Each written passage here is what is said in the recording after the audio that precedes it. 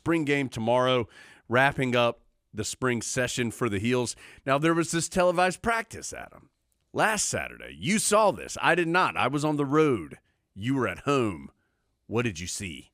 Our good friend Wes Durham was there. Yeah, Wes and David Hale and Roddy Jones.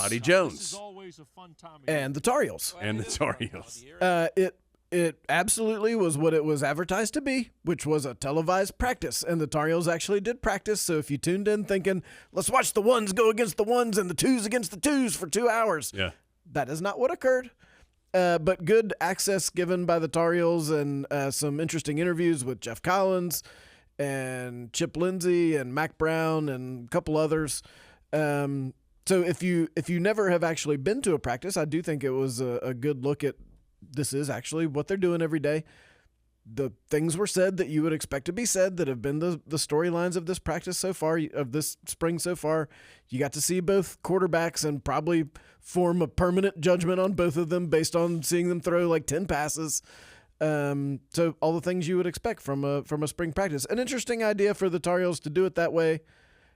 That's the way Carolina wanted it. It's not like the ACC network said, we're not putting your spring game on the air. No, yeah, Carolina requested that, yes. So that is what the Tar Heels preferred, and that is so fans can come out tomorrow and see the game firsthand themselves. You know, Adam, and I want to make sure I'm careful in saying this because this is kind of a general statement about the two quarterbacks.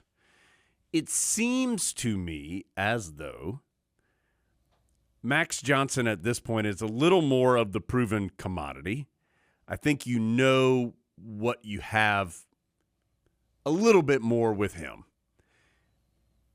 I think it's probably fair to say the floor of Max Johnson's production at this point is probably higher than Connor Harrell's. But I think the ceiling maybe isn't quite as high. Would you agree with that? So, I mean, I think, and again, these are very general statements. It seems like Max Johnson is, you have a decent idea of what you're getting. Connor Harrell, it could go way one way or way the other way right now. And, I mean, some of that is just level of experience. I think some of that's to be expected. I mean, Max Johnson has taken several years as a starter at different places. So you have more data to know what he can provide, whereas Connor Harrell, as we know, really hasn't played that much for Carolina. And there's been some exciting moments, but nothing that has been on a consistent level because he hasn't had the opportunity to show it at a consistent level just yet. So I just that is something, again, and I know we said this last time, that I think is going to travel all the way into fall camp, and it wouldn't stun me to see both of them play. So just have to wait and see. I think both will play for exactly the reason you said. I mean, there's going to come a game where, let's say, Connor Harrell has a bad handful of drives or a bad half, and if you have the option of going to Max Johnson, who as Mac Brown is fond of saying, has thrown over 900 balls in the SEC, even though I think really it's more like 750, but whatever. If you round it to the nearest 900, it's 900. If you have the option when you go in there at halftime of saying, well, we could go to this guy who's thrown a bunch of passes in the SEC and we have a general idea of what we're going to get, I think that's a move the Tar Heels could make at some point. So I do think both will play, and I do agree with you. The Max Johnson floor seems to be higher and the Connor Harrell ceiling is higher, and it's just a matter of blending those two together. I think anytime you don't know who the starting quarterback is going to be, that is going to be the number one topic of discussion. It seems like the other major topic of discussion is really on that offensive line, where Carolina needs to be better than it has been and has the opportunity to do so, if for no other reason that there's going to be a bunch of new guys playing on that offensive line. And so I think there's some excitement and energy around that because there's some unknown. And whenever there's unknown, I think a lot of times this time of year when you're talking about football, there is that the unknown gets filled with excitement more than concern, because it's a hopeful time, Adam. It's springtime. And so how that offensive line comes together. There have been very positive reviews of Carolina's offensive line coming out of or to this point of the spring, which is now almost over, with some hope that it will be improved. And that's a mixture of transfers and then some guys who have been in the Tar Heel program that are ready to take larger roles, or maybe guys who have played some now that will play more, guys who haven't played at all that maybe now will. All of those things mixing together to see what the Heels have there. If you're a Carolina football fan, you have lived through many springs in which there was optimism about the offensive line. Yeah. You've seen many moons come and go where you thought, this is going to be the year. I think the thing that's different about this spring is you are putting some different people in the mix in terms of on that two deep and who's going to play and who it looks like at this point in time is going to start. I mean, these aren't some of the same faces that you've seen before. So I do think that makes it a little more intriguing. And Adam, there's as is always overarching over everything, there's the transfer portal. And the Tar Heels have had a couple guys that have gone into the portal, including Pat Hudson, who was a highly recruited quarterback at one point in time, but I think he had been like, at this point, he was like fourth, I think, maybe on the depth chart. And so you're starting to see a bunch of guys go into the portal, not at Carolina. I'm saying across college football. I think the Heels have had maybe 3 or 4 at the time that Adam and I are discussing this. Legend Cavazos, another who had seen some time at the cornerback position. So there's going to be a lot of moving parts for Carolina, just like there will be for everybody.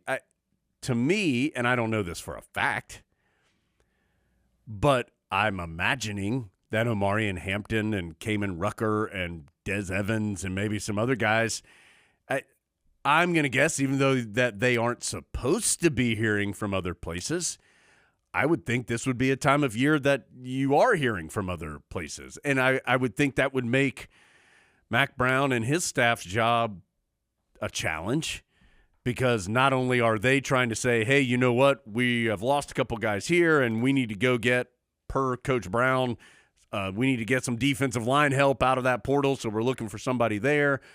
But you're also, I'm guessing, every day having to check in with the 3 to 5 guys, and maybe it's more than that, 10, 50, I have no idea. But I mean, if you were listing Carolina's roster, wouldn't you think that Hampton and Rucker would be the top 2 that people would be looking at? So you're fighting off people as well. And I only bring all of this up to just talk about how silly it's all become.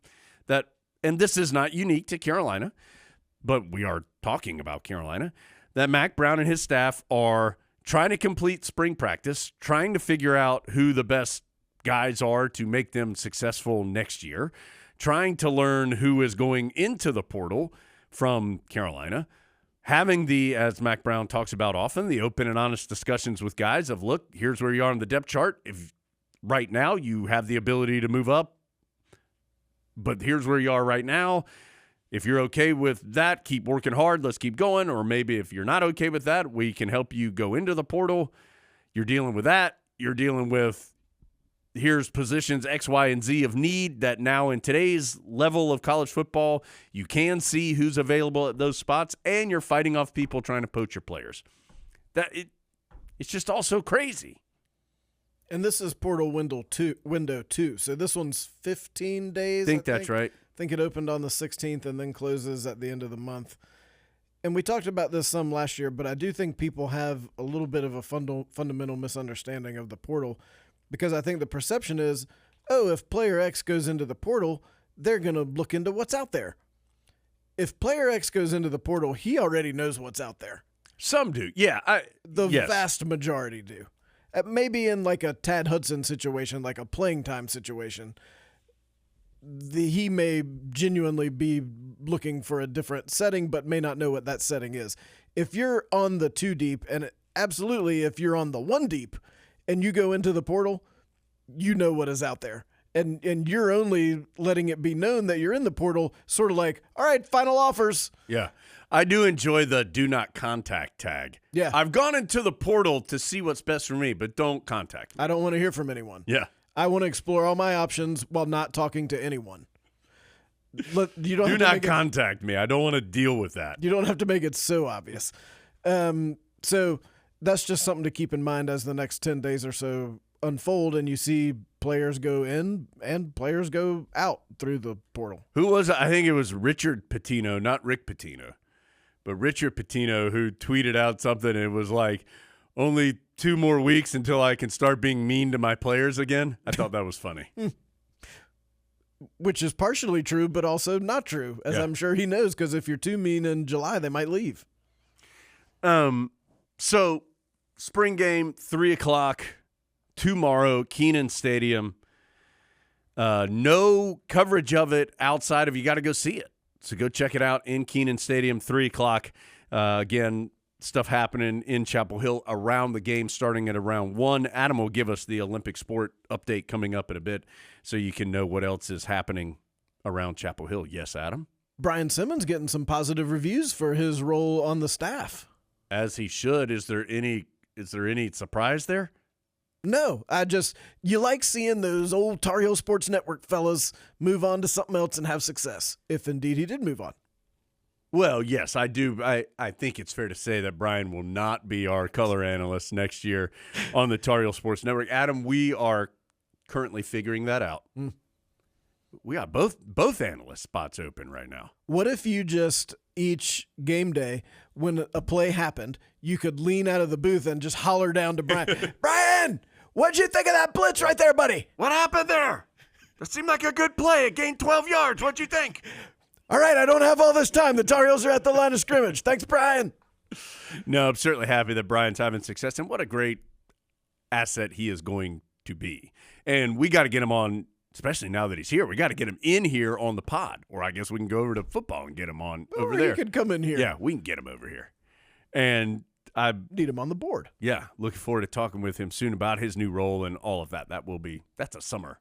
Oh, I have another summer guest for you also, by the way. Oh, good. I've been tipped off by our friend Ken Cleary on somebody who might be a good guest. So okay, let's talk about that off the air. Maybe the next production meeting.